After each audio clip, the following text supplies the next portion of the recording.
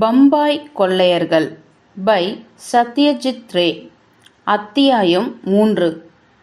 அதை பார்த்தவுடனேயே எனக்கு தூக்கி வாரி போட்டது. ஒரு சில நொடிகளுக்கு என்னால் பேசவே முடியவில்லை. இதைதான் கொட்டை எழுத்துகளில் டெலிபதி என்று சொல்வார்களோ என்று வியந்தபடி சொன்னார் லால்மோகன் பாபு. ஃபெலுடா எதுவும் பேசவில்லை. அவர் அந்த கட்டிடத்தை மட்டுமே பார்க்கவில்லை. அவரது கூரிய பார்வை சுற்றுமுற்றும் விழுந்த வண்ணம் இருந்தது. இடதுபுறத்தில் அதே போன்ற கட்டிடங்கள் இருந்தன. ஒவ்வொன்றிலும் குறைந்தது 20 மாடிகள் இருக்கும். வலப்புறத்தில் இருந்த கட்டிடங்கள் பழையவையாகவும் உயரம் குறைந்தவையாகவும் இருந்தன. இந்த கட்டிடங்களின் இடையே இருந்த இடைவெளியில் தூரத்தில் இருந்த கடல் கண்ணில் தென்பட்டது. கொஞ்சம் குழப்பத்துடனேதான் அந்த டிரைவர் எங்களை பார்த்து கொண்டிருந்தார். ஃபெலுடா அவரை காத்திருக்க சொல்லிவிட்டு கேட் வழியாக உள்ளே சென்றார். லால்மோகன் பாபுவும் நானும் அசட்டுத்தனத்தை முகத்தில் தேக்கிக் கொண்டவர்களாக வெளியே நின்றிருந்தோம். 3 நிமிடங்களுக்குள்ளாகவே ஃபெலுடா திரும்பி வந்தார். நாம் இப்பொழுது ஷாலிமார் ஹோட்டலுக்கு போகலாம் என்று அவர் டிரைவரிடம் சொன்னார். நாங்கள் மீண்டும் பயணத்தை தொடர்ந்தோம். ஃபெலுடா ஒரு சிகரெட்டை பற்ற வைத்து கொண்டவாறே சொன்னார், அநேகமாக நீங்கள் கொடுத்த பாக்கெட் 17வது மாடிக்கு சென்றிருக்கும். அடக்கடவுளே, நீங்கள் என்ன மந்திரவாதியா? 3 நிமிடங்களில் அந்த பாக்கெட்டை வாங்கிய ஆள் எங்கே சென்றான் என்பதை உங்களால் கண்டுபிடிக்க முடிந்திருக்கிறதே என்று கேட்டார் லால்மோகன் பாபு. அவன் எங்கே சென்றிருக்கக்கூடும் என்பதை தெரிந்து கொள்வதற்காக 17வது மாடிக்கு ஏற வேண்டிய அவசியமில்லை. தரைத்தளத்தில் லிப்டிற்கு மேலாக ஒரு போர்டு இருக்கிறது. நான் அங்கே போய் சேருவதற்கு முன்பாகவே லிப்ட் மேலே எழும்ப தொடங்கியிருந்தது. அது எந்த தளத்தில் நிற்கிறது என்பதை அந்த போர்டு காட்டிக்கொண்டு இருந்தது. இதில் தெரிந்த கடைசி எண் 17. இப்பொழுது புரிகிறதா உங்களுக்கு? லால்மோகன் பாபு பெருமூச்சு விட்டார். ஆமாம், சாதாரண விஷயங்களை கூட என்னால் சிந்திக்க முடியாததுதான் ஏன் என்று என்னால் புரிந்து கொள்ள முடியவில்லை. எங்களது ஓட்டலை அடைவதற்கு 5 நிமிடம்தான் பிடித்தது. எங்களுக்கு 5வது மாடியில் 2 பேருக்கான அறை கொடுக்கப்பட்டது.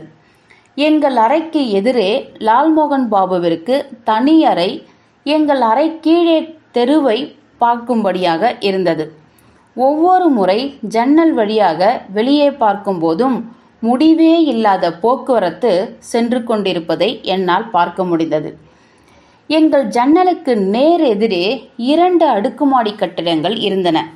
அதனூடாக கடலை பார்க்கவும் முடிந்தது. அறையை விட்டு வெளியே போகாமலேயே பம்பாய் நகரம் எவ்வளவு உயிரோட்டமானது, வசதியானது என்பதை எளிதாக கூறிவிடலாம். எங்கள் எல்லோருக்கும் நல்ல பசி. எனவே அவசரமாகவே குளித்துவிட்டு 2வது மாடியில் இருந்த குல்மார்க் என்னும் சிற்றுண்டியகத்திற்கு சென்றோம். உணவிற்கான ஆர்டரை கொடுத்ததும் இதுவரையில் அவரது வாயிலிருந்து வெளிவர துடித்து கொண்டிருந்த கேள்வியை கேட்டார் லால்மோகன் பாபு. பெலுபாபு, அப்படியென்றால் நீங்கள் கூட இங்கே ஏதாவது அதிதீவிர செயலுக்கான வாய்ப்பு உள்ளது என்று நினைக்கிறீர்களா? இந்த கேள்விக்கு ஃபெலுடா பதிலேதும் அளிக்கவில்லை. மாறாக அவர் ஒரு கேள்வியை கேட்டார். உங்களிடம் இருந்து அந்த புத்தகத்தை வாங்கியதும் அந்த ஆள் என்ன செய்தான் என்பதை கவனித்தீர்களா? அதை வாங்கி கொண்டு அந்த ஆள் அங்கிருந்து சென்று விட்டான், அதுதானே? இல்லை, அவன் போவதை நீங்கள் பார்த்தீர்களே தவிர மற்ற விஷயங்களை கவனிக்க தவறவிட்டீர்கள். உங்களிடமிருந்து நகர்ந்ததும் அவன் சற்றே நின்று தனது பாக்கெட்டிலிருந்து சில நாணயங்களை எடுத்தான். டெலிஃபோன் என்று நான் உற்சாகமாக சொன்னேன். நன்றாகவே பதில் சொல்லியிருக்கிறாய் தோப்ஷே. பொது தொலைபேசியிலிருந்து இந்த நகரத்தில் இருக்கும் யாருக்கோ அவன் ஃபோன் செய்திருக்கிறான். நமது பைகளுக்காக காத்திருந்த நேரத்தில் அவனை நான் மீண்டும் பார்த்தேன். எங்கே பார்த்தீர்கள்? விமான நிலையத்திற்கு வெளியே ஒரு கார் நிறுத்தப்பட்டிருந்ததை கவனித்தீர்களா? நாம் நின்று கொண்டிருந்த இடத்திற்கு நேர் எதிரேதான் அது இருந்தது. ஆமா ஆமா என்று நான் கத்தினேன். லால்மோகன் பாபு எதுவும் பேசவில்லை. அந்த ஆள் ஒரு நீல நிற அம்பாசிடர் காரில் ஏறி அமர்ந்து கொண்டான். அந்த டிரைவர் காரை இயக்க முயற்சித்தான். 5 நிமிடங்களுக்கு பிறகும் கூட ஒன்றும் நடக்கவில்லை. அந்த ஆள் காரை விட்டு வெளியே வந்து டிரைவரை சத்தம் போட்டான். அவன் என்ன சொன்னான் என்பதை என்னால் கேட்க முடியவில்லை என்ற போதிலும் அவனது முகத்தில் தெரிந்த உணர்வு, அவனது அங்க அசைவுகள் ஆகியவை அவன் மிகுந்திருந்த அதிருப்தியை அடைந்ததை காட்டின. இறுதியில் அந்த காரில் போகும் எண்ணத்தை அவன் கைவிட்டுவிட்டு அங்கிருந்து நகர்ந்து விட்டான். டாக்ஸி பிடிப்பதற்காக. இந்த முறை குரல் கொடுத்தது லால்மோகன் பாபு. அதேதான். இதிலிருந்து உங்களுக்கு என்ன தெரிகிறது? அந்த மனிதன் மிகுந்த அவசரத்தில் இருந்திருக்கிறான். மிகவும் சரி. கண்களையும் மூளையும் எப்பொழுதும் திறந்தே வைத்திருக்க வேண்டும். அப்படி வைத்திருந்தால் ஒரு சில உண்மைகளை மிக எளிதாகவே உங்களால் புரிந்து கொள்ள முடியும் என்பதை உணர்வீர்கள். எனவேதான் அந்த டாக்ஸியை நான் பின்தொடர்ந்து செல்ல முயன்றதற்கு ஒரு காரணம் இருந்தது. ஆமாம், ஆனால் உங்கள் மனதில் என்னதான் இருக்கிறது? நேராக நிமிர்ந்து முழங்கைகளை மேசையின் மீது ஊன்றிக்கொண்டே லால்மோகன் பாபு கேட்டார். ஒன்றுமில்லை, குறிப்பாக ஒன்றுமில்லை. ஒரே ஒரு சந்தேகம்தான் இருந்தது. ஏதோ ஒன்றை பற்றி சின்ன சந்தேகம். அதன் பிறகு நாங்கள் வேறு விஷயங்களை பற்றி பேசிக்கொண்டிருந்தோம். அந்த விஷயம் குறித்து பேச்சு மீண்டும் எழவில்லை. சற்று நேரம் ஓய்விற்கு பிறகு சுமார் 5 மணி அளவில் லால்மோகன் பாபு எங்கள் அறைக்கு வந்தார். நாங்கள் டீக்கு ஆர்டர் கொடுத்துவிட்டு அதை குடித்து கொண்டிருந்த நேரத்தில்தான் கதவை யாரோ தட்டும் சத்தம் கேட்டது. உள்ளே வந்த நபருக்கு நிச்சயமாக 35 வயதிற்கு மேல் இருக்க முடியாது. ஆனால் அவரது அடர்த்தியான சுருட்டை முடி ஏற்கனவே வெளுத்து போயிருந்தது. ஹலோ லாலுடா, எப்படி இருக்கிறீர்கள்? எல்லாம் சரியாக இருக்கிறதல்லவா என்று கேட்டார் அவர். லாலுடா? லால்மோகன் பாபுவை யாரோ ஒருவர் லாலுடா என்று கூட அழைக்க முடியும் என்று நான் நினைத்து கூட பார்த்ததில்லை. அப்படியென்றால் இவர்தான் புலாக் கோஷலாக இருக்க வேண்டும். தனது தொழிலை பற்றி யாருக்கும் சொல்ல வேண்டாம் என்று ஃபெலுடா ஏற்கனவே லால்மோகன் பாபுவிடம் எச்சரித்து வைத்திருந்தார். எனவே அவர் ஃபெலுடாவை தனது நண்பர் என்று மட்டுமே அறிமுகப்படுத்தினார். திரு கோஷால் ஃபெலுடாவை ஒரு கணம் உற்று பார்த்துவிட்டு மிகுந்த வருத்தத்துடன் தலையை ஆட்டிக்கொண்டே சொன்னார், நீங்கள் லாலுடாவின் நண்பர். அப்படியென்றால் நமது ஆள். நாங்கள் இங்கே கதாநாயகனை தேடி அலைந்து கொண்டிருக்கிறோம். மிஸ்டர் மித்தர், நீங்கள் இந்தி பேசுவீர்களா? ஃபெலுடா புன்னகைத்தார். இல்லை, எனக்கு இந்தி பேச வராது. அதைவிட மோசமான விஷயம் என்னவென்றால் எனக்கு நடிக்க தெரியாது. இன்னமும் ஏன் கதாநாயகனை தேடிக்கொண்டிருக்கிறீர்கள்? அர்ஜுன் மெக்ரோத்தாவை இறுதிப்படுத்தி விட்டீர்கள் என்றல்லவா நான் நினைத்திருந்தேன். ஆமாம், இருந்தாலும் அர்ஜுன் நிறையவே மாறிவிட்டார். பழைய மாதிரியான ஆளல்ல அவர். முடிவே இல்லாமல் கோரிக்கைகளை வைப்பதற்கு அவர் இப்பொழுது நன்றாகவே கற்றுக்கொண்டு விட்டார். உங்களுக்கு தெரியுமா, இந்த நடிகர்களை நான் ஹீரோ என்றே அழைப்பதில்லை. திரையில் அவர்கள் ஹீரோக்களாக நடிப்பது பற்றி கவலைப்படாதீர்கள். அடிமட்டத்தில் இவர்கள் அனைவருமே வில்லன்கள்தான். திரைப்பட தயாரிப்பாளர்களுக்கும் இவர்களை கெடுத்து குட்டிச்சுவராக்கி கொண்டிருக்கிறார்கள். அது போகட்டும், நாளை மறுநாள் நடக்கவிருக்கும் படப்பிடிப்பிற்கு உங்களை அழைப்பதற்காகத்தான் நான் வந்தேன். அந்த இடம் இங்கிருந்து சுமார் 70 மைல் தூரத்தில் உள்ளது. உங்கள் டிரைவருக்கு அந்த இடம் தெரியும். எவ்வளவு சீக்கிரமாக முடியுமோ அவ்வளவு சீக்கிரமாக புறப்படுங்கள். எனது படத்தின் தயாரிப்பாளர் மிஸ்டர் கோரே இங்கே இல்லை. அவர் தனது படத்தை விற்பதற்காக தில்லி, கல்கத்தா, சென்னை ஆகிய இடங்களுக்கு சென்றிருக்கிறார். இருந்தாலும் உங்களை நன்றாக கவனித்துக் கொள்ளுமாறு என்னிடம் சொல்லியிருக்கிறார். அந்த இடம் எங்கிருக்கிறது? கண்டாலாவிற்கும் லோனாவாலாவிற்கும் இடையே இருக்கிறது. ஒரு ட்ரெயினுக்கு உள்ளேதான் படப்பிடிப்பு நடைபெறவிருக்கிறது. போதுமான அளவிற்கு பயணிகள் இல்லை என்றால் ஒரு கோச்சில் உங்களை கூட உட்கார சொல்லுவேன். அப்படியா? அது போகட்டும், நாங்கள் சிவாஜி கோட்டையை பார்த்தோம் என்றார் லால்மோகன் பாபு. அவரது வார்த்தைகள் திரு கோஷாலின் முகத்தில் சற்றே கவலையை ஏற்படுத்தியது. உண்மையாகவா? எப்பொழுது? நாங்கள் விமான நிலையத்திலிருந்து வரும்பொழுது சுமார் 2 மணி இருக்கும். அப்படியா? அப்படியென்றால் அதுவும் 2 மணிக்கு பிறகுதான் நடந்திருக்கும்.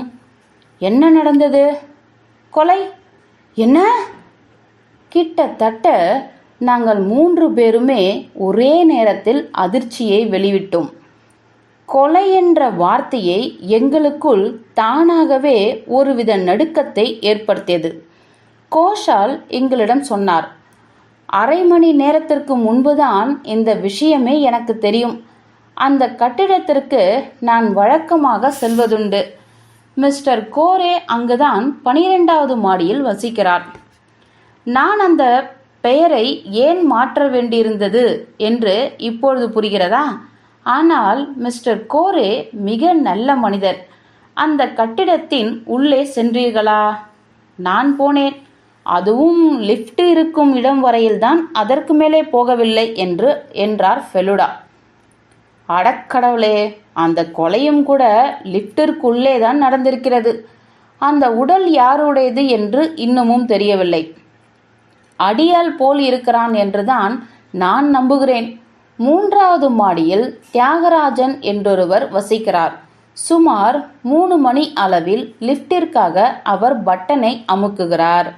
மேலிருந்து லிஃப்ட் கீழே இறங்கியது. தியாகராஜன் அதற்குள்ளே நுழைய முயன்ற போதுதான் என்ன நடந்துள்ளது என்பதை பார்த்திருக்கிறார். அந்த ஆள் வயிற்றில் குத்தப்பட்டிருந்தது. படுமோசமான விஷயம். அந்த நேரத்தில் லிஃப்டில் வேறு யாரும் போய் வந்ததை பார்த்தார்களா? ஃபெலுடா கேட்டார். இல்லை, லிஃப்டிற்கு அருகே இருந்த பகுதிக்கு யாருமே வரவில்லை. 2 டிரைவர்கள் வெளியே காத்து கொண்டிருந்தார்கள். 5-6 பேர் கட்டிடத்திற்குள் போனதை அவர்கள் பார்த்திருக்கிறார்கள். அதில் ஒரு ஆள் சிவப்பு சட்டை போட்டிருந்திருக்கிறான். மற்றொருவர் தோளில் பையை மாட்டிக்கொண்டு பழுப்பு நிற. ஃபெலுடா கையை ஒருத்தி அவர் பேச்சை நிறுத்தினார். 2வதாக நீங்கள் சொன்ன நபர் நான் தான். இதற்கு மேலும் விவரங்கள் தேவையில்லை.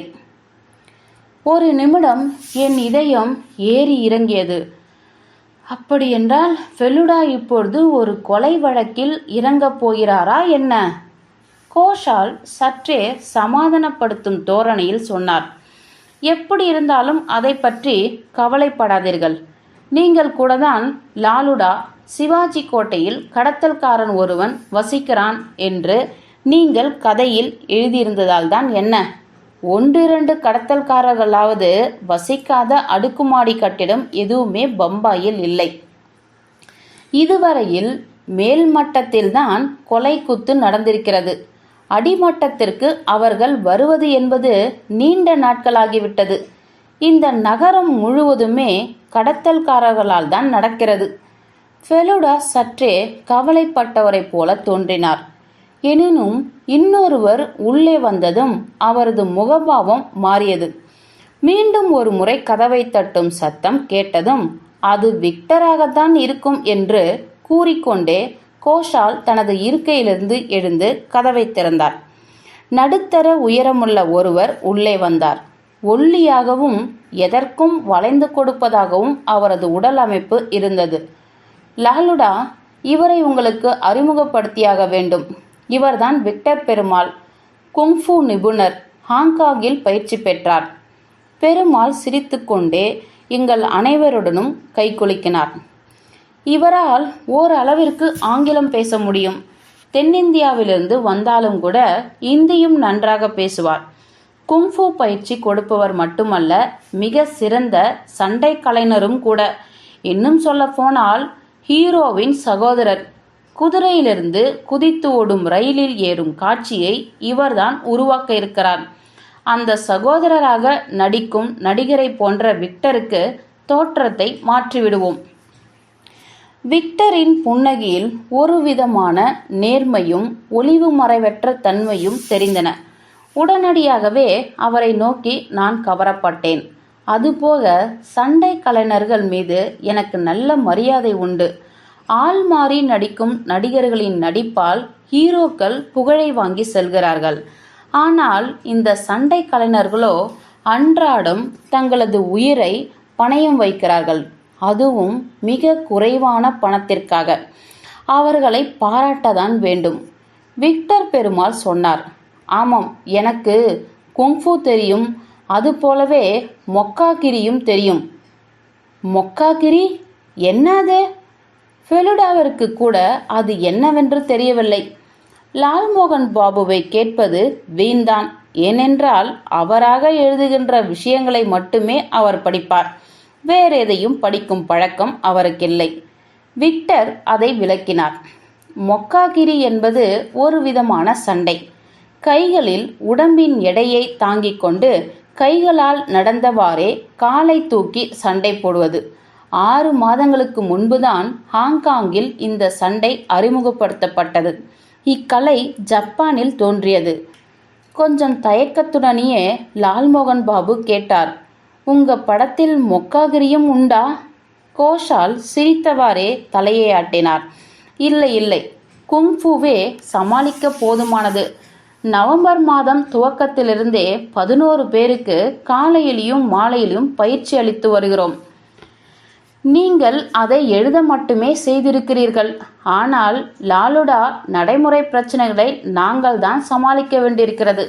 ஆனால் நாளை மறுநாள் நீங்கள் பார்க்கவிருக்கின்ற காட்சியில் குங்ஃபூ இடம்பெறாது. இருந்தாலும் சண்டை கலைஞர்களின் சிறந்த திறமைகளில் சிலவற்றை நீங்கள் பார்க்கலாம். லாலுடா, உங்கள் கதையை கொண்டு நாங்கள் மிக சிறந்த திரைப்படத்தை உருவாக்குவோம். அதை பற்றி நீங்கள் கவலைப்பட வேண்டாம். விக்டரும் கோஷாலும் போன பிறகு ஜன்னல்கள் அனைத்தையும் திறந்தார் ஃபெலுடா. உடனேயே அறை முழுவதும் கீழே ஓடும் போக்குவரத்து சத்தங்கள் நிரம்பின. நாங்கள் இருந்தது 5வது மாடி என்பதால் அந்த சத்தம் இடையூறாக தெரியவில்லை. நாங்கள் யாரும் ஏசி பயன்படுத்தும் வழக்கம் இல்லை என்பதால் ஜன்னலை மூடிவிட்டு அதை இயக்க விரும்பவில்லை. சத்தம் ஒரு பிரச்சனையே இல்லை. என்ன இருந்தாலும் ஜன்னல் மூலமாக சத்தம் மட்டும் வரவில்லை, தூய்மையான காற்றும் தான் வந்தது. ஃபெலுடா திரும்பி வந்து சோஃபாவில் அமர்ந்து கொஞ்சம் தீவிரமாகவே சொன்னார். லால்மோகன் பாபு, நீங்கள் கூறிக்கொண்டிருந்த அந்த அதிதீவிர செயலின் வாசனை அமைதியை குலைக்கும் வகையில் கூடுதலாகவே ஆகி வருகிறது. அந்த பாக்கெட்டை கொண்டு வந்து கொடுப்பதற்கு நீங்கள் ஒப்புக்கொண்டிருந்திருக்க கூடாது. அந்த நேரத்தில் நான் மட்டும் உங்கள் அருகே இருந்திருந்தால் அவ்வாறு செய்யாதீர்கள் என்று சொல்லியிருப்பேன். லால்மோகன் பாபு கொஞ்சம் கவலை அடைந்தவராக தோன்றினார். நான் என்ன செய்வது? அந்த மனிதர் எனது கதைகளில் இன்னமும் ஆர்வம் இருப்பதாக சொன்னார். அடுத்த கதையை அவருக்காக ஒதுக்கி வைக்குமாறு என்னிடம் கூறினார். அதன் பிறகு நான் எப்படி அவருக்கு மறுப்பு தெரிவிக்க முடியும்? ஃபெலுடா சொன்னார். சாதாரணமாக இது போன்ற பாக்கெட்டை யாராவது பயணி எடுத்து சென்றால் விமான நிலையத்தில் இருக்கும் பாதுகாப்பு அதிகாரிகள் அதை பிரித்து உள்ளே என்ன இருக்கிறது என்று பார்ப்பார்கள். நீங்கள் பார்ப்பதற்கு முற்றிலும் சாதுவானவராக தென்பட்டதால் அதை பொருட்படுத்தவில்லை. அவர்கள் மட்டும் அப்படி சோதனை செய்திருந்தால் என்ன கண்டுபிடித்திருப்பார்கள் என்று கடவுளுக்கு தான் தெரியும்.